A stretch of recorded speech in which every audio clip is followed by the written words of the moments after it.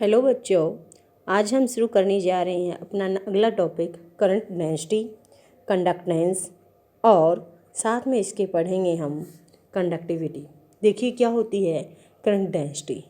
It is defined as the amount of current flowing per unit area of the conductor around that point provided area is held in the direction normal to the current। देखिए क्या कह रहा है in simple language कि जो current density है ना, इसको हम किससे लिखते हैं? जे से लिखते हैं। किससे लिखते हैं? जे से। और जो जे है वो किसके बराबर होता है? क्या बताया कि जो जे है ना वो किसके बराबर होता है? Current flowing through a unit area. This is called current density. Okay, यानी आई अपॉन ए जो है वो क्या होगा? आपका करंट डेंसिटी। देखिए अब यहाँ से हम निकालने जा रहे हैं कि जे जो है डैट इज़ कंडक्टिव, जो आपकी करंट डेंसिटी है वो किस प्रकार ड्रिफ्ट वेलोसिटी के ऊपर डिपेंड होती है। देखिए हमने कल रिलेशन पढ़ा था I is equal to n e A v d. अभी जे हम क्या पढ़ रहे हैं? I by A. तो अगर इसको ए से भाग कर दें, ए से भाग करते क्या आएगा? ए से A cancel, n E V d ये वैल्यू आ जाएगी आपकी किसकी? जे की। तो जे जो है वो किसके बराबर होगा?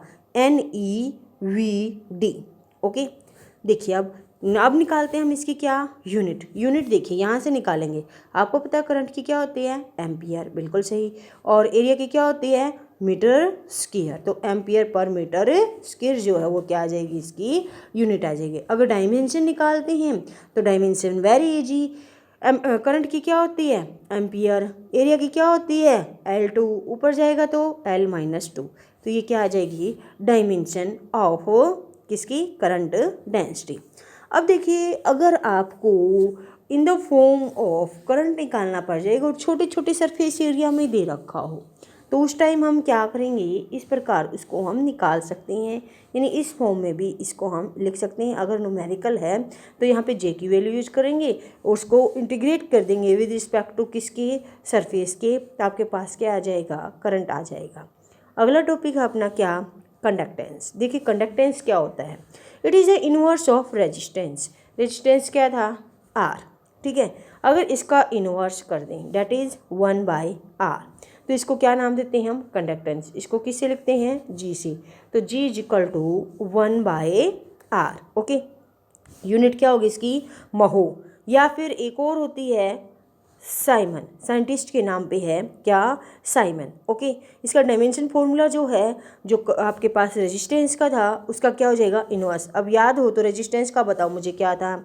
हाँ, M1, बिल्कुल सही। L2 T-3 A-2। अब इसका उल्टा करोगे तो क्या आ जाएगा आपके पास?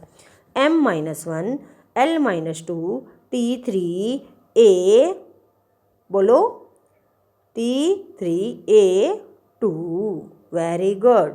ओके, तो इसका क्या कर दिया हमने? उल्टा। तो ये किसका डायमेंशन फॉर्मूला आ जाएगा? कंडक्टेंस का। ओके, चलिए अब निकालने जा रहे हैं हम इलेक्ट्रिकल कंडक्टिविटी। क्या होती है electrical conductivity? It is the inverse of क्या? रेजिस्टिविटी। कि जो रेजिस्टिविटी हमने पढ़ी थी उसका क्या होता है? ये इनवर्स होता है। रेजिस्टिविटी को किससे लिखा था हमने? रो से। ठीक है, इसका इनवर्स करोगे तो 1/रो। तो ये क्या आ जाएगी आपकी? कंडक्टिविटी। किससे लिखते हैं कंडक्टिविटी को? सिग्मा से। तो सिग्मा जो है वो किसके बराबर आ जाएगा? 1/रो के। तो सिग्मा इज इक्वल टू 1/रो is called, this is called conductivity. अब यहाँ से यूनिट निकालिए। यूनिट जो अपनी रजिस्टिविटी की थी वो क्या थी? महो। हाँ, क्या थी? ओम। हाँ, मीटर। ठीक है, तो इसकी क्या हो जाएगी? देखिए हमने रजिस्टिविटी की जो यूनिट पढ़ी थी वो क्या पढ़ी थी? ओम मीटर पढ़ी थी, कल पढ़ी थी ना हमने। ठीक है, तो इसका उल्टा करेंगे हम, 1/रो करेंगे। तो ये यूनिट कैसे? इसको उल्टा किया यानी महो। ठीक है, और ये नीचे जाएगी तो पर मीटर। तो आपके पास जो कंडक्टिविटी है इसकी यूनिट जो है वो क्या आ जाएगी? महो पर मीटर। ओके, चलिए आगे हम देख रहे हैं इसकी डायमेंशन। डायमेंशन जो है वो कैसे निकालोगे, जो रेजिस्टिविटी की है उसकी इनवर्स। अब रेजिस्टिविटी की क्या डायमेंशन थी आपके पास, बताओ ज़रा। ये यूनिट में हम यूज करेंगी साइमन पर मीटर। अब डायमेंशन निकालते हैं तो रेजिस्टिविटी की डायमेंशन आई थी क्या आपके पास, हाँ बोलो बिल्कुल सही, M1 L3 T-3 A-2। अब इसका उल्टा कर दो तो कंडक्टिविटी की डायमेंशन क्या आ जाएगी, M-1 L-3, बिल्कुल सही, T3 और A2। ओके ठीक है, इस प्रकार इसके डायमेंशन जो है हम ये फाइंड आउट कर सकते हैं। देखिए नेक्स्ट आपके पास relation between J, sigma and E। देखिए J क्या है, करंट डेंसिटी, सिग्मा क्या है, हाँ कंडक्टिविटी, E क्या है, इलेक्ट्रिक फील्ड। देखिए कल हमने एक रिलेशन पढ़ा था, क्या पढ़ा था, I=NEA/VD, ठीक है। अब यहाँ से हमने करंट डेंसिटी क्या पढ़ी है कि I/A, यानी इसको भाग कर दिया A से, तो J क्या आ गया, NEVD, और VD किसके बराबर होता है, म्यू E के बराबर, ठीक है। तो हम यहाँ से क्या लिख देंगे, म्यू E लिख देंगे, या फिर हम इसकी हाँ म्यू E लिख सकते हैं, बिल्कुल कोई दिक्कत नहीं है इसमें। या फिर आप एक काम कीजिए, जो आपके पास VD का फॉर्मूला आया हुआ था उसको पुट कर दें, या म्यू E का आया तो फिर म्यू रखना पड़ेगा। तो या तो एक तरीका ये है आपके पास, यहाँ से म्यू E रखोगे, NE म्यू E। अब म्यू की वैल्यू क्या थी वो पुट कर दो, E τ/m, तो NE म्यू E की वैल्यू क्या थी, E τ/m इंटू E। तो आपके पास क्या आ जाएगा, ये आ जाएगा, ठीक है। या तो सीधा VD पुट कर दो, VD की वैल्यू क्या है, VD की वैल्यू है E τ/m, या फिर म्यू E पुट करके वो कर दो, कौन सा भी तरीका अपना सकते हैं आप, आपके पास ये रिलेशन आ जाएगा, ठीक है। तो यहाँ से क्या आता है, NE² AE τ/m, ओके। ए से जब इसको भाग करोगे तो हमारे पास ये रह जाएगा ओनली। अब ये देखिए इसमें ना जो आपके पास रेजिस्टिविटी है उसका फॉर्मूला हमने पढ़ा था, रो जो है वो किसके बराबर था, M/NE²। तो इसकी बजाय हम इसको उल्टा कर दें, इसको क्या कर दें, हम उल्टा कर दें, तो आपके पास क्या आ जाएगा, 1/रो आ जाएगा, क्या आ जाएगा, NE² τ/m।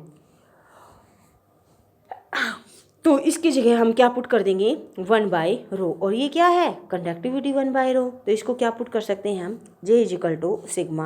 दोबारा देखिए हमने क्या लिया, I की वैल्यू ली, VD की वैल्यू पुट की, उसके बाद ये आया, फिर दोनों को एरिया से भाग किया, एरिया से एरिया कैंसिल हो जाएगा, ये जो वैल्यू है वो किसकी है, 1/रो की, वो हमने पुट कर दी।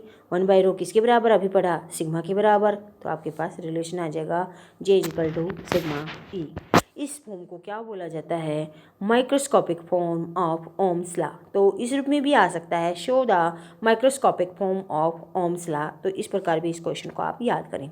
अगला क्वेश्चन है relation between electrical resistivity and electrical जो मोबिलिटी है उसके बीच में हमें रिलेशन निकालना। बिल्कुल हाँ, आसानी से आप निकाल सकते हैं, फॉर्मूला हमें वही यूज करना है, यानी ये जो फॉर्मूला है ना वो बहुत ही ज़्यादा इम्पोर्टेंट है, याद कर लीजिए, क्या रट लीजिए कि NEA/VD आई किसके बराबर, इसके बराबर है। अब यहाँ से देखिए VD किसके बराबर, म्यू E, क्योंकि मोबिलिटी के रूप में चाहिए ना आपको, तो इसको क्या पुट करोगे, NEA म्यू इंटू E, हाँ ठीक है। तो जैसे इसको वही फिर से अपने पास I दोनों साइड A से भाग कीजिए, A से भाग किया, A से कैंसिल, ये क्या, J=NE म्यू E, बिल्कुल सही। अब यहाँ से देखिए हमारे पास J किसके बराबर आया, अभी ऊपर से आया सिग्मा E के बराबर, और ये J किसके बराबर, NE म्यू E, इस E से ये वाला E कैंसिल, तो आपके पास सिग्मा की वैल्यू क्या आ जाती है, σ=NE म्यू, और क्या लिख सकते हैं, 1/रो NE म्यू, या रो क्या लिख सकते हैं, 1/NE म्यू। तो इस प्रकार कोई भी रिलेशन आपसे पूछे तो हम क्या कर सकते हैं, इसको ड्रा कर सकते हैं। इट इज़ वेरी इजी, सिर्फ एक चीज़ याद रखनी है अपने को, I=NEA/VD। देखिए अब हम पढ़ते हैं मटेरियल्स के बारे में। हमारे पास ना दो तरह के मटेरियल होते हैं, मटेरियल हैं वो तीन तरह के हैं। कौन कौन से?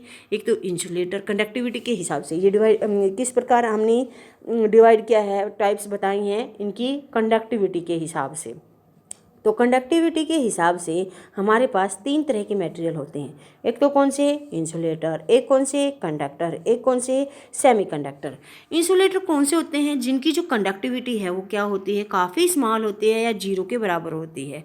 और जो आपके पास कंडक्टर हैं वो कौन से होते हैं? जिनकी कंडक्टिविटी जो है वो काफ़ी क्या होती है? हाई होती है। और जो सेमीकंडक्टर हैं उनकी जो कंडक्टिविटी है वो क्या करती है? इन दोनों के बीच में, यानी इंसुलेटर और कंडक्टर के बीच में लाई करती है। इनके एग्जांपल देखिए, जो इंसुलेटर के एग्जांपल हैं वो क्या हैं?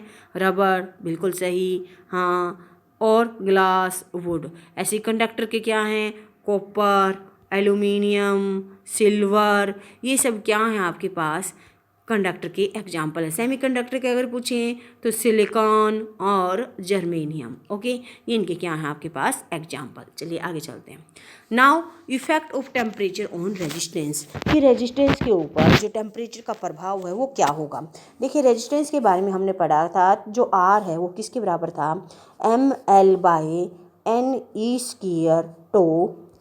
ओके, तो यहाँ से देखिए ये सारी चीज़ें किसी भी कंडक्टर के लिए एम है, एल है, ये सारी चीज़ें क्या हैं? कांस्टेंट। ओनली वेरिएबल क्या है? ये टो को क्या नाम दिया था हमने? Relaxation time. क्या नाम दिया था हमने इसको? Relaxation time. तो रिलैक्सेशन टाइम अगर आपको याद हो तो हमने बताया था कि रिलैक्सेशन टाइम क्या होता है, कि जैसे ये कोई कंडक्टर है, ठीक है, जैसे इसके ऊपर इलेक्ट्रिक फील्ड क्या करते हैं आप? अप्लाई करते हैं ना, तो इसके जो इलेक्ट्रॉन है ना वो चलेंगे, आगे कोई इलेक्ट्रॉन होगा उससे टकराएंगे, आगे कोई, मतलब इस प्रकार क्या है, ये टकराते रहते हैं, इनका कोलिजन होता रहता है। तो जो एवरेज जो रिलैक्सेशन का टाइम है इनको, उसको हम क्या बोलते हैं? Relaxation time. अब जब टेम्परेचर इंक्रीज हो जाएगा, अब जब टेम्परेचर जो है वो क्या हो जाएगा? इंक्रीज हो जाएगा, तो कोलिजन क्या हो जाएगा? बढ़ जाएगा। अब कोलिजन क्या हो जाएगा? बढ़ जाएगा, तो इनको इलेक्ट्रॉन्स को रिलैक्स की कंडीशन जो है वो क्या की कंडीशन जो रहेगी, क्या हो जाएगी? वो कम हो जाएगी। तो रिलैक्स तो ये हो ही नहीं पाएंगे, तो इसलिए रिलैक्सेशन टाइम क्या हो जाएगा? डिक्रीज हो जाएगा। ठीक है, तो रेजिस्टेंस जो है आपके पास वो क्या है? Inversely proportional to relaxation time. जब टेम्परेचर को आप इंक्रीज करते हैं तो जो मेटल कंडक्टर है ना उनके बीच जो रिलैक्सेशन टाइम है वो क्या हो जाता है? डिक्रीज हो जाता है, रिड्यूस हो जाता है। लेकिन नंबर डेंसिटी जो होती है वो क्या रहती है? सेम रहती है, वो चेंज नहीं होती है। इसलिए अगर आप क्या कह सकते हैं कि आपने क्या किया? टेम्परेचर को बढ़ाया तो टो क्या हो जाएगा? डिक्रीज, और टो डिक्रीज हो जाएगा तो आर क्या हो जाएगा? इंक्रीज। तो सीधी सी बात निकलती है कि विद इंक्रीज द टेम्परेचर जो रेजिस्टेंस है किसका? कंडक्टर का, वो भी क्या हो जाएगा? इंक्रीज हो जाएगा। ओके, याद रहेगी ये बात। चलिए अब देखिए, मान लीजिए हमारे पास कोई कंडक्टर है, ठीक है, उसको हमने क्या कर दिया? पहले वो 0 डिग्री सेल्सियस पे था, अब उसको हमने गर्म कर दिया। जब 0 पे था तो उसका टेम्परेचर कितना था? R0 था। अब उसका टेम्परेचर T है, तो रेजिस्टेंस मान लिया क्या है?